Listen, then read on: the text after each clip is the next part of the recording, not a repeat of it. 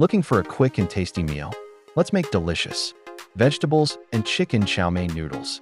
Perfect for any day of the week. We start by boiling our noodles until just cooked, not too soft, not too firm.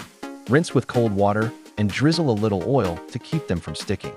Now, in a hot wok or pan, add some oil and sauté ginger and garlic until fragrant.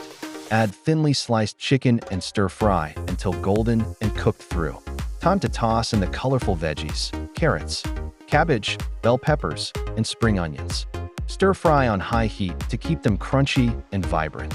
Next, add the noodles and pour in a mix of soy sauce, vinegar, a touch of chili sauce, and a pinch of black pepper.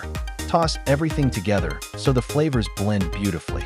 Finish with a sprinkle of green onions and sesame seeds for extra taste and texture.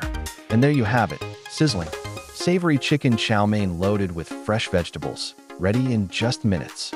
Fast, flavorful, and better than takeout. Don't forget to like, comment, and subscribe for more easy and tasty recipes.